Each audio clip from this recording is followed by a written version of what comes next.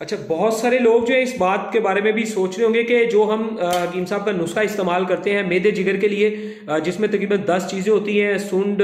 काली मिर्च, निशादर, पुदीना, गंधक, आंवला सा, रेवन खताई, सौंफ वगैरह। तो ऐसे लोग जब वो उस नुस्खे को बवासीर के लिए इस्तेमाल करते हैं, मैदे के लिए इस्तेमाल करते हैं, या और यूरिक एसिड, कोलेस्ट्रॉल, बहुत सारी बीमारियों के लिए उसे इस्तेमाल करते हैं, तो उन्हें खुराक में साथ में क्या खाना चाहिए, खुराक में क्या खाना चाहिए इस नुस्खे को इस्तेमाल करते हुए। ठीक है जी, वो आपने जब आप मेरे सोशल मीडिया अकाउंट के अंदर जाते हैं तो आपको सबसे पहले